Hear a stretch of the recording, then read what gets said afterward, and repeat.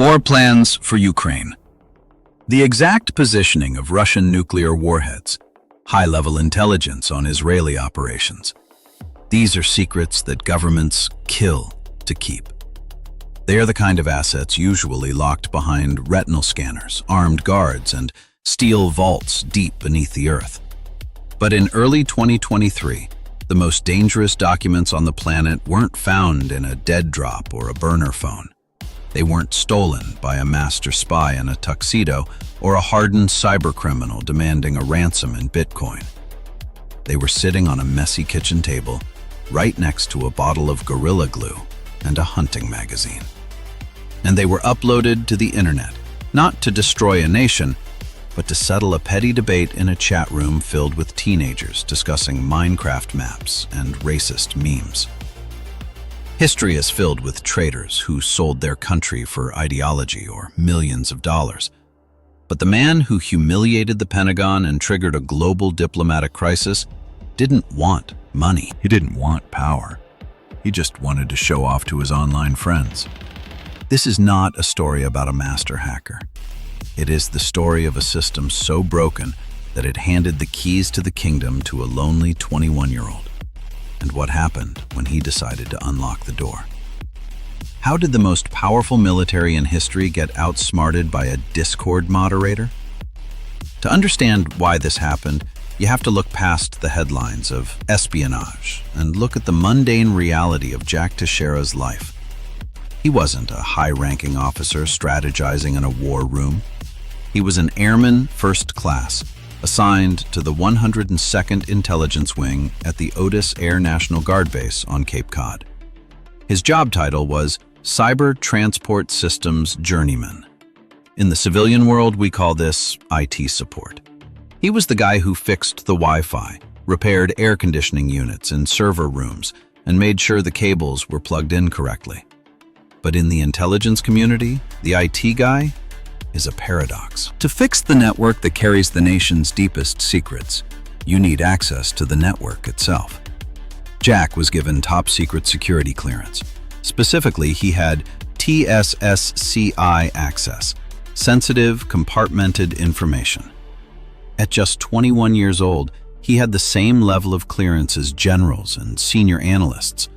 He spent his days in a secure facility known as a SCIF, a windowless room designed to be impenetrable to spies.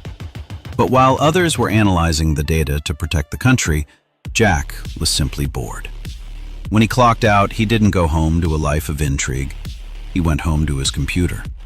Jack lived a second life in a small, private corner of the internet, a Discord server originally named Thug Shaker Central.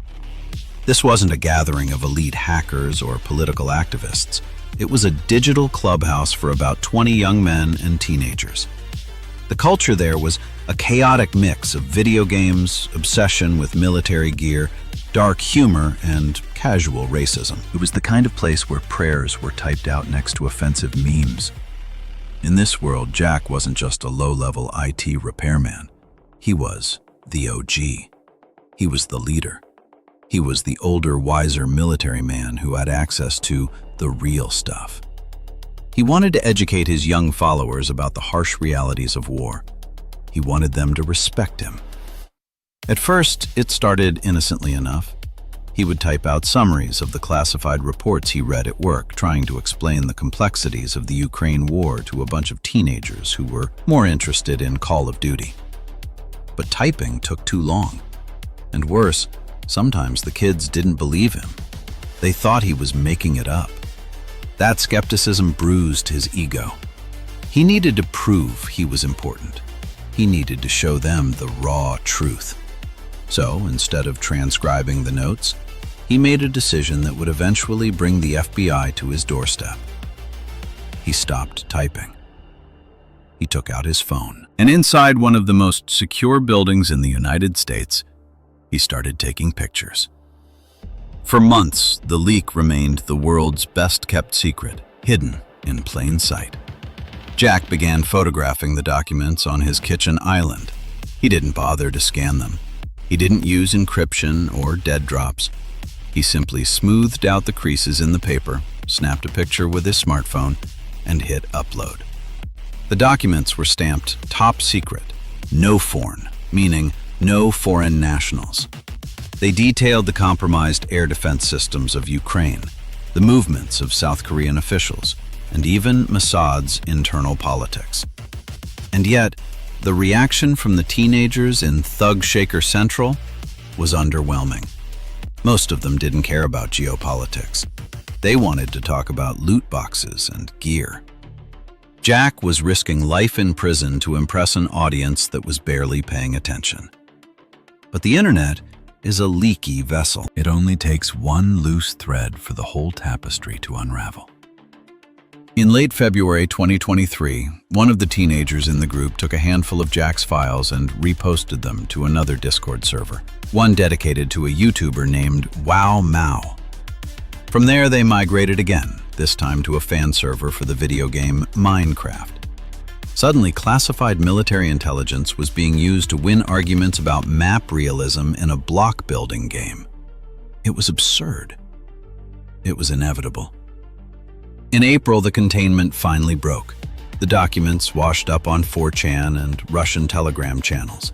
Russian propagandists seized them, crudely photoshopping the casualty numbers to make it look like Ukraine was losing more men than Russia, and broadcast them to millions.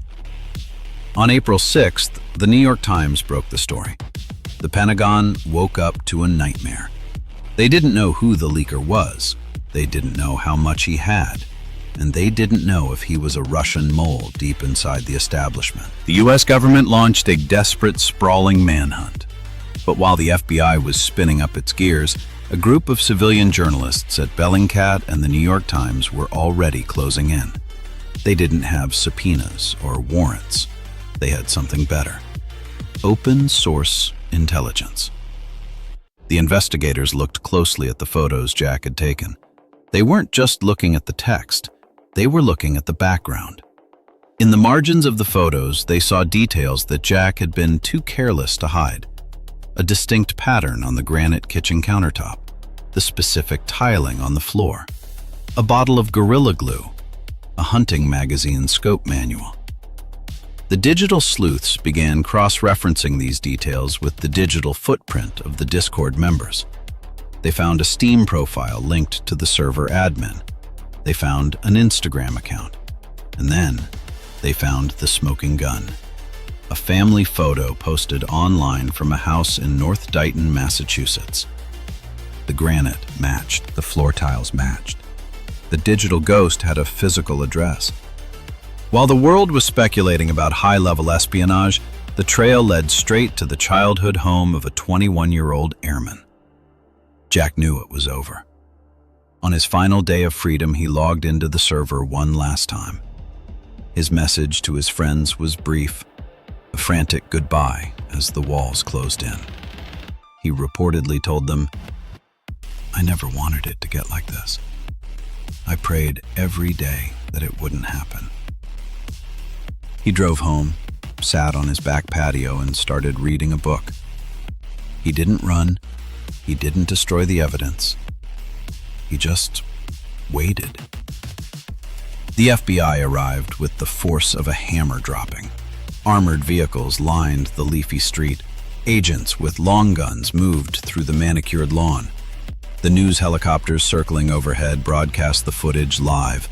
A young man in a t-shirt and gym shorts, walking backwards with his hands raised, surrendering to the inevitable reality he had tried to ignore. The gamer was offline. The prisoner was online.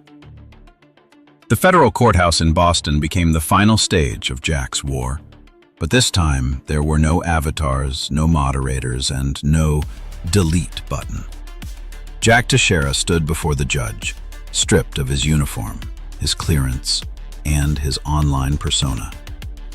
In the harsh fluorescent light of the courtroom, he looked smaller, younger. He looked exactly like what he was, a kid who had played a game he didn't understand. The prosecution didn't mince words.